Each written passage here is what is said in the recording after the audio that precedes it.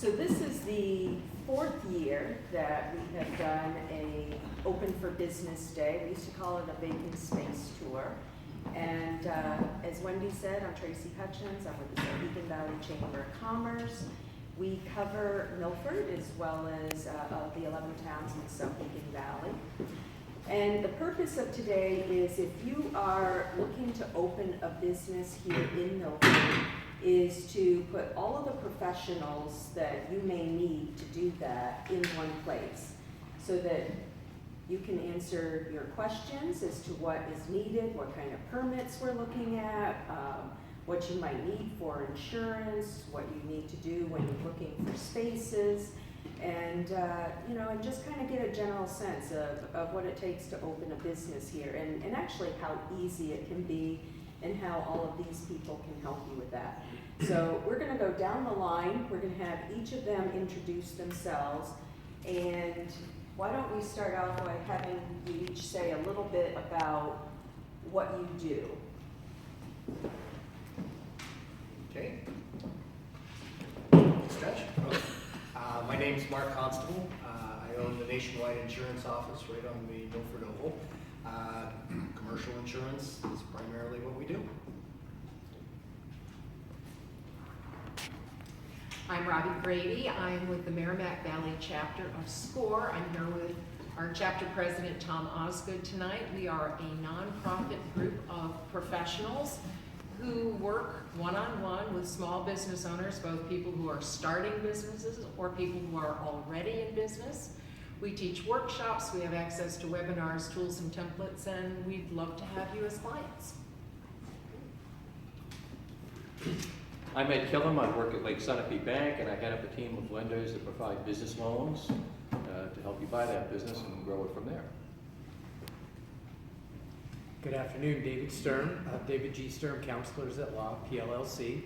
I have a practice here in Milford. It's a great place to do business, and in my practice I do business formations and business transactions, real estate planning, and business succession planning. Good afternoon, my name is Clifford Harris. Name of the company is Global LBH. I'm a commercial real estate broker.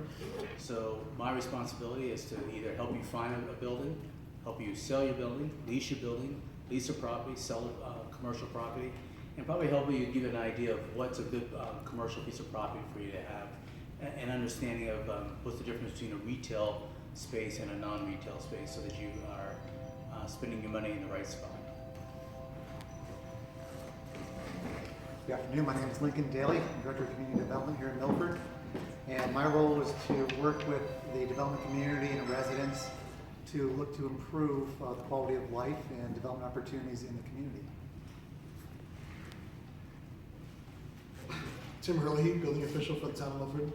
I assist applicants for their process for the building permit, electrical permit, plumbing permit, tenant change permit, any permits needed for the building side of your project. So if you're looking to move into a different space, it's in the community development office is where you will find myself. And again, with Lincoln, assist you to answer any questions to assist you with the permit process. Captain Jason Smetic, the Milford Fire Department. I'm the fire prevention officer. I, like Tim and Lincoln, we kind of work together as a team to answer any questions you folks have prior to jumping into these properties. We'd rather have you have all the information relative to what's needed from a permit and a code standpoint before you sign your name on that dotted line. Okay. Guys, why don't we start down here with you, Jason and Tim.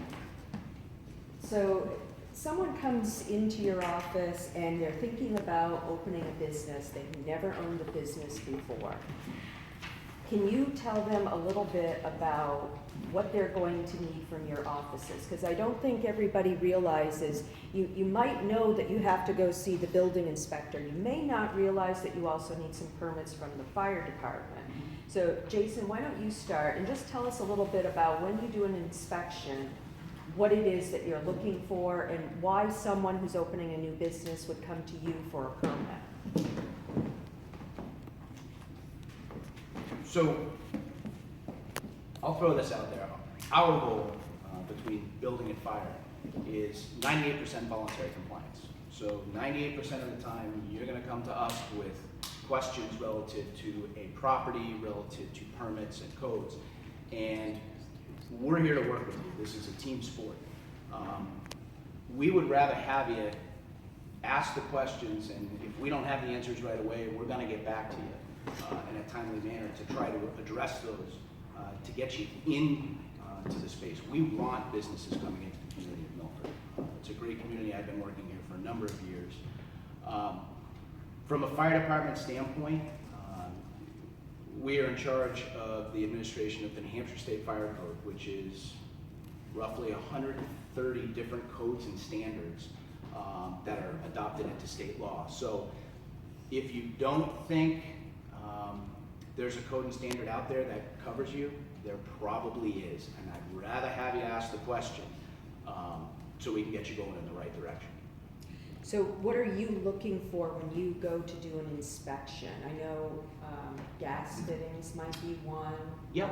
So kind of give us an idea of what exactly you're looking for specifically. So we handle fire suppression systems, fire alarm systems, mechanical permits, so furnaces, hot water heaters. Gas piping is a big one. That's probably the majority of our inspections out of our office. Place of assembly permits. If you decide you're going to open a nightclub or any place that serves alcohol, under the state fire code and under the liquor commission rules, you're required to have a place of assembly permit. We handle all that as well. Great. Okay, why don't you pass it to Tim? So Tim, and I ask you this question every year because we've had it come up. So I'm a new business owner and I'm trying to save some money. And I'm pretty handy, you know, I can switch out a light fixture or something in my house. Can I do that in a commercial building? Commercials building is completely different. State of New Hampshire allows you as a homeowner, I'll say a homeowner, to work on your own electrical, building, plumbing, gas fitting, in the primary residence, single family home of which you reside. That does not include any businesses, business space. And so the answer to that question is, come talk to us if you're looking to do upgrades for electrical, plumbing, building.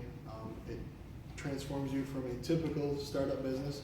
Tenant change permit application is literally just that. If you find a space that is or was a boutique and that's your business, that's very simple.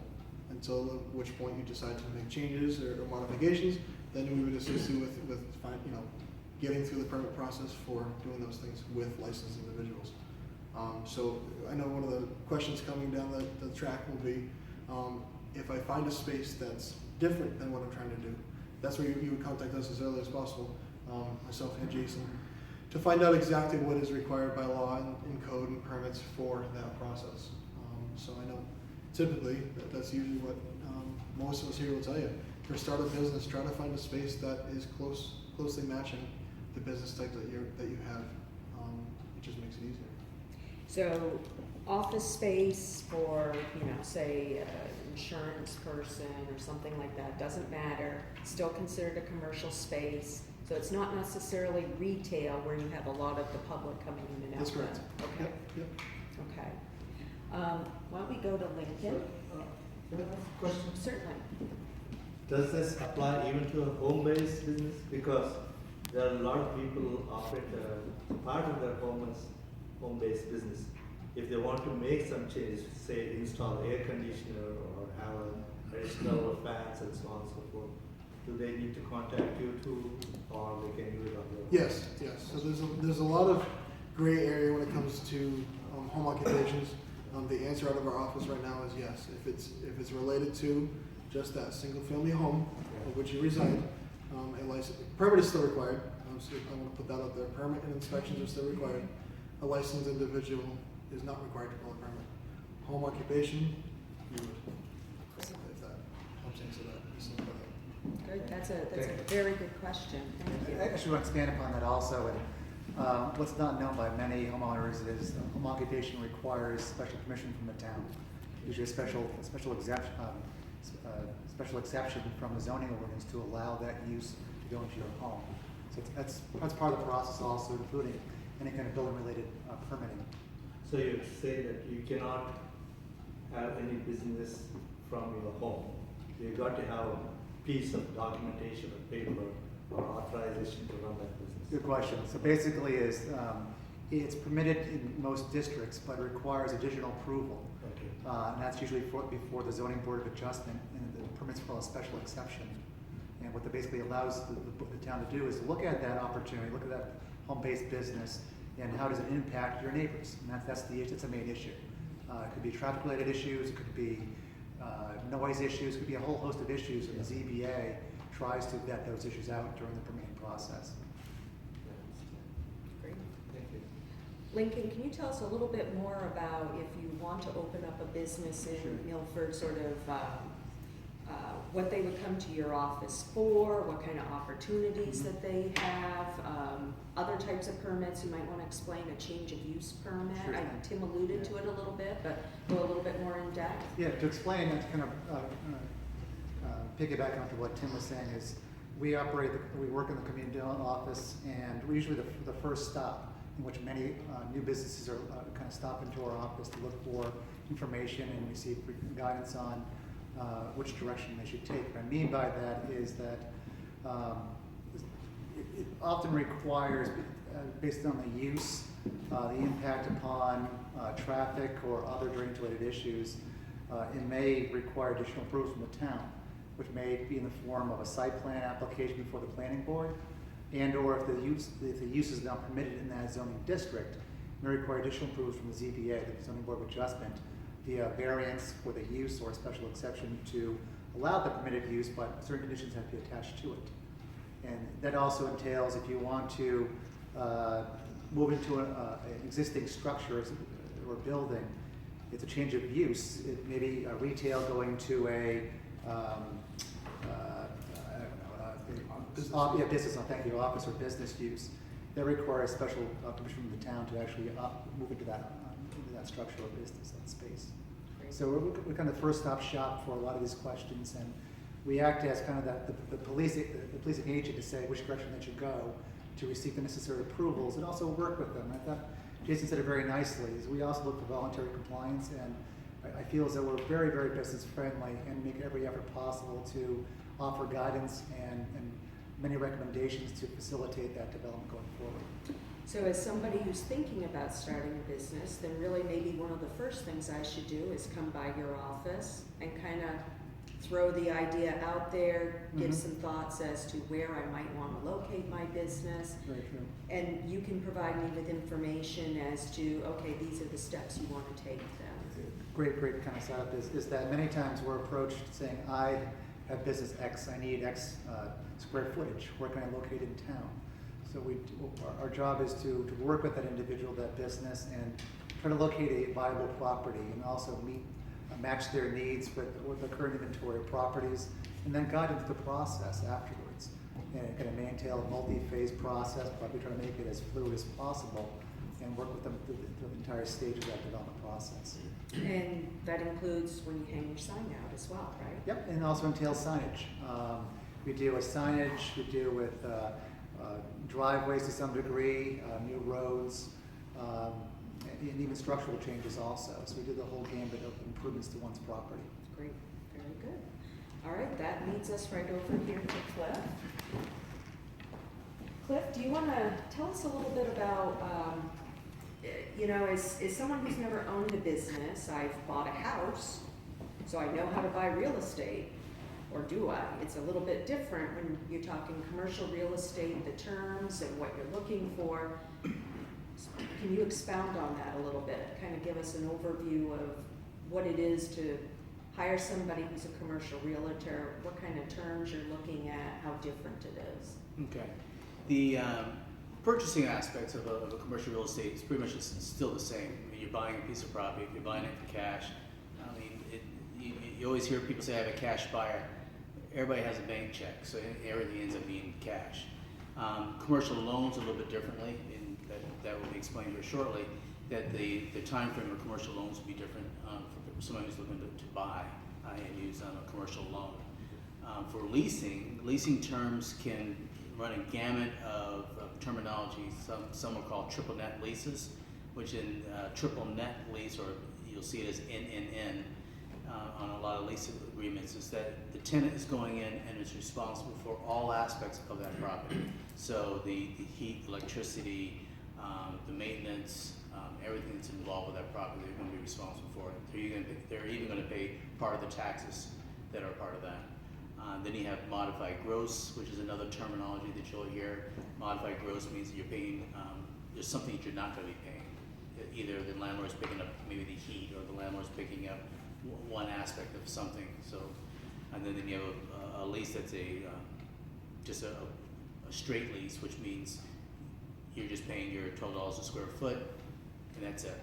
And everything else is covered by the landlord.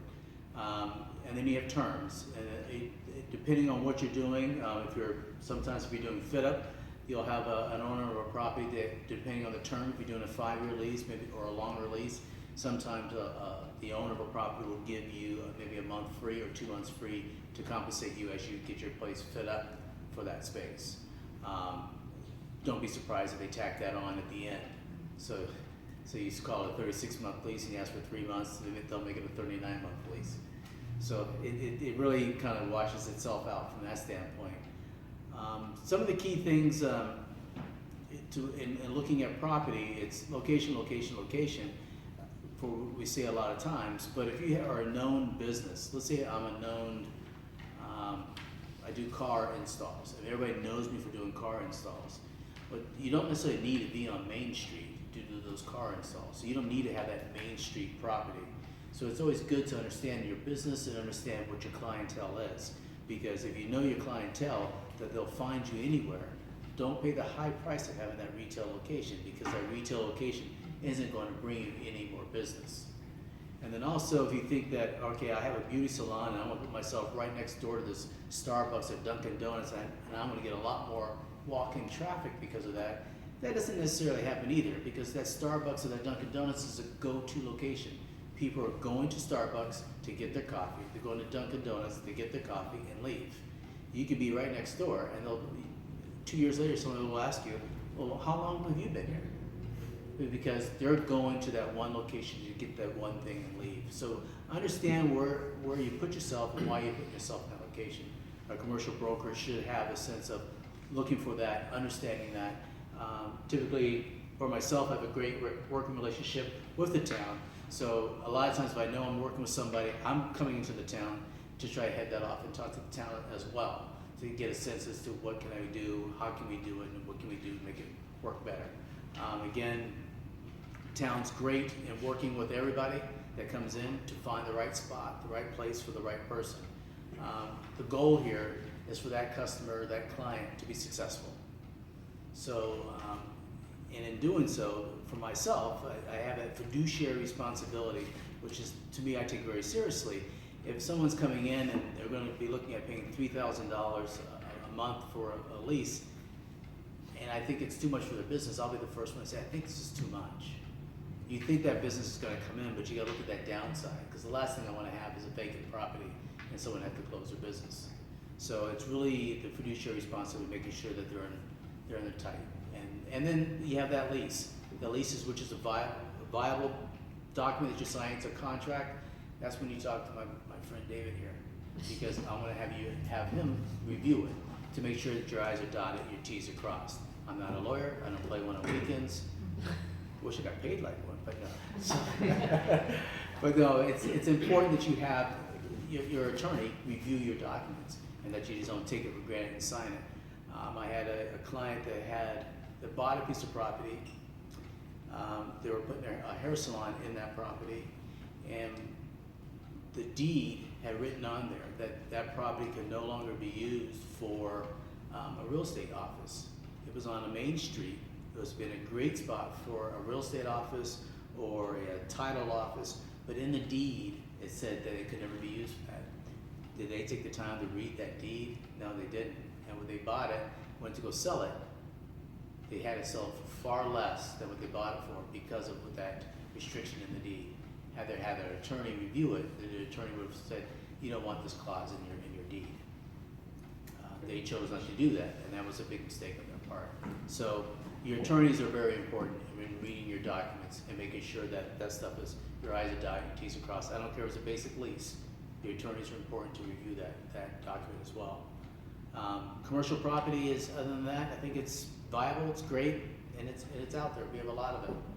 All right, why don't we pass it on I to have a Dave? question. Today's Tuesday, is it an easy question? It's kind of, from my ignorance, I've never been a businessman, though I've been being pushed to become a businessman. So, as far as I understand, there are some areas you can start a business, some areas you cannot. Is that what zoning is all about? Because I cannot start a restaurant next door to mine, because it's a residential area, right? So also, there are some areas only you can have certain businesses, but you are suggesting you can choose a business somewhere far corner. It doesn't necessarily have to be on Main Street because it's more expensive. Can you kindly clarify on this ambiguity of mine or educate me? No, it's a great question. Can you repeat And the question? So I to can repeat the question would yeah. be that you're wondering if, where can you start a business? Because certain businesses are allowed in certain areas. There is zoning requirements, there are zoning laws that say that in this area I can only have an industrial business, or in this area I can have a retail business. So, and that's why you go to that's why you somewhat start with the town to understand what kind of business am I looking to have, and where's this business allowed? Because if for some reason, let's say if it falls on the gray area, then we possibly have to go through a variance.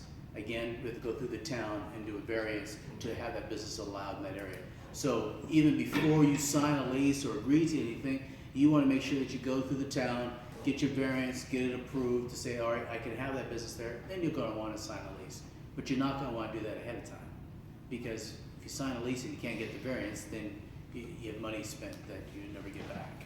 So understanding what kind of business you can put in a certain area matters.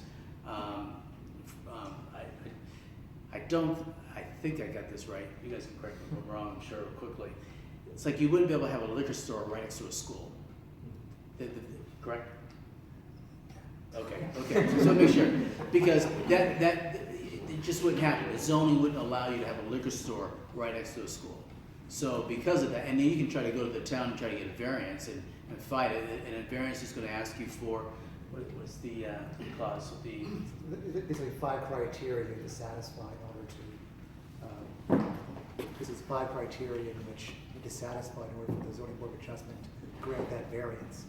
Hardship's one of them. Diminution of property value is another one. But it's a whole, it's like five ultimate categories. It's correct. Zoning is designed to protect people's rights to use their properties, but also insulate them from uses that are deemed to be noxious, that may be intrusive and affect their overall quality of life. So in some cases, you may not be allowed to open a liquor store next to a school. A place that may be able to do it, but not in Milford. So the idea of zoning is to allow for certain uses that would be not have an impact or have a minimal impact upon other properties in town. So does that answer your question? Yeah, I do get, because I do see some signs on the properties that are ready for sale. It says it's zoned or some that kind of means it's okay to start a business, but it doesn't specify what kind of business. Correct. So you'll see a lot of properties that say commercial property. They'll have a sign that says commercial.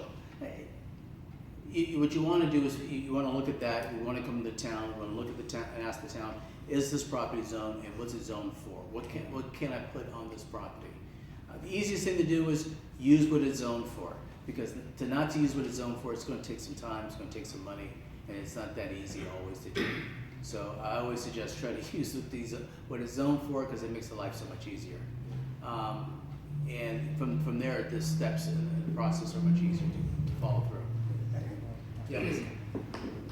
One of the pitfalls that we unfortunately see is you may see a sign advertising a property being commercially zoned.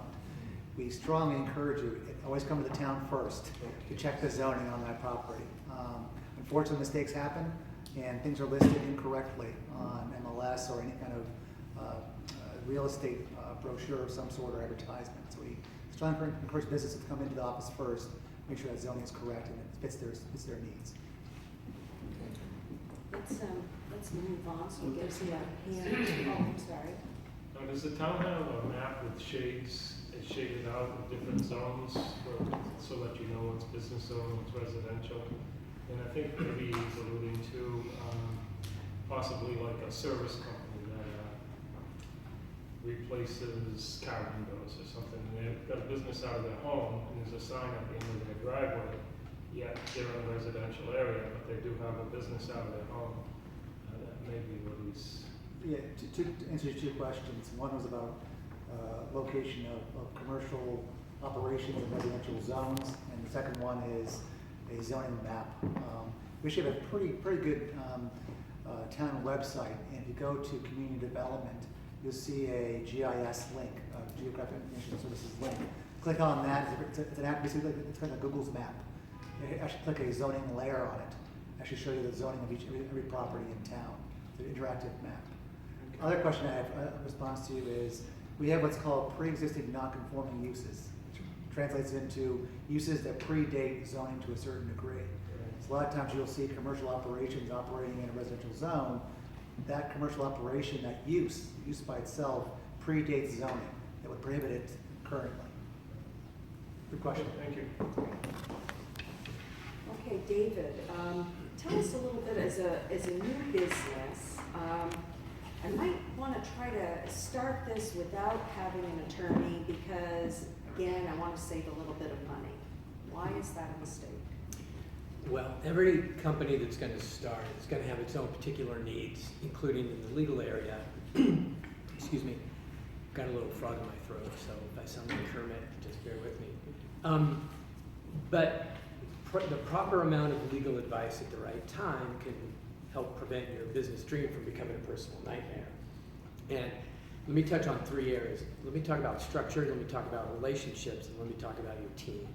So structure just simply means, do you want to or should you consider setting up a limited liability entity, a limited liability company, perhaps a corporation? And in addition to that, within that structure, who are the owners and what are their rights and that sort of thing. Relationships with your potential customers, with your actual customers, with perhaps your lender, with your vendors. Sometimes a stitch in time can certainly save 9 in setting up some even very simple contracts with all of those relationships. And then the team, everybody here is conceivably on your team, and there's one team member that's missing, and since it's tax season, you can guess why there are no accountants out here. But a good accountant and potentially a bookkeeper with the proper software is an important part of your team as well. So those are some of the areas that, as I just very quickly mentioned, can help you prevent legal problems from becoming big problems and becoming personal problems. And I'm happy to take any questions. Well, we'll pass it on, and I'm sure we'll come back to that. So, Ed, I don't have any money to start a business. What do I do? Nice knowing you.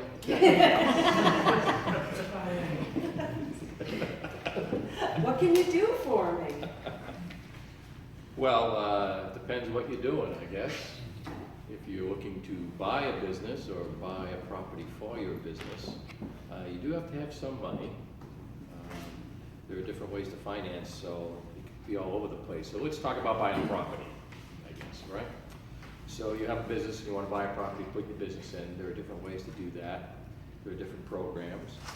If you have 20 to 25% down, you're going to find it a lot easier to get your loan than if you only have 5% down. But if you only have 5 or 10%, there are other programs such as the SBA, where a bank will get a guarantee behind your loan, or will allow you to put less money into it. There's a program called the SBA 504 program. Let me touch on that a bit because it's used quite a bit by businesses. You buy a property, you're going to occupy at least half of that property. That's a requirement. You can buy that with only 10% down. The SBA will give you 40%, will lend you 40% at a 20-year fixed rate, which is pretty nice, and then the bank will lend you 50% at its current rates. Now that 10% you want to put down, you can even squeeze that down further if the seller wants to take back a private note between you and them. So as much as the full 10%. So in essence, you could try to get 100% financing. That doesn't always happen, so you should be prepared to put that 10% down. If it's for an existing business, yours or one you're buying, you want to get quite a bit of financial information from that company. You want to get at least 3 years of financial statements. You want to prepare a personal statement. You know what? The best thing is call the bank, make an appointment. They'll sit down with you and they'll walk you through everything you need. You don't want to wait till after you've had all your permits and everything before you go to the bank. You should probably do this all at the same time. The bank hopefully will get you to the point where you're approved subject to your permits, subject to your legal, subject to your appraisal. Because the bank process will take at least 2 weeks, but it's probably more like 4 to 6 weeks, because appraisals in and of themselves are taking 4 weeks, and you probably don't want to do that until you know you're approved, subject to the appraisal, because they're not cheap. A commercial appraisal is much different than a residential appraisal. If you pay $200 or $300 for your house appraisal, you're going to spend $2,000 to $3,000 for a commercial appraisal. So there are these costs you have to think of. Another thing, when you buy a commercial property, you have to think about environmental site assessments. Has the property ever been contaminated? Is there a spill? Is it right next to Keys Field, where they're digging out all the dirt and burning it somewhere? Environmental site assessments cost about $2,000.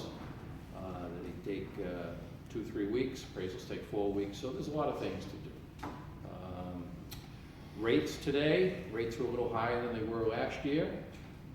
Whereas you could be talking about a rate in the low 4s, maybe even just under 4. Now you're at the mid 4s to maybe mid 5s percents. And typically that's a 5-year adjustable. Some banks will still do a 10-year rate, but they'll give you a 20 to 25-year payback amortization period. That covers quite a bit. Investment properties, if you're buying an apartment building, an office building, where you're just going to be the landlord, banks look for a little more equity on those. They want that 20 to 25% down, because sometimes the values of those can fluctuate a little more than an owner-occupied property, where you actually have a business standing behind the loan also. What if I want to lease and say I'm going to open up a retail shop, so I'm not going to own the building? Can I get a loan to start my business off, or inventory, startup costs, Yes, you can, and it depends on which way. If you're an existing business, so you've had some operations for a few years and you have an established cash flow, you probably have a pretty good chance of getting a conventional loan from the bank, a 5-year term, a 7-year term, maybe a 10-year term, and they're going to secure it with your hard assets for that business. If those assets don't have enough value, because banks want collateral,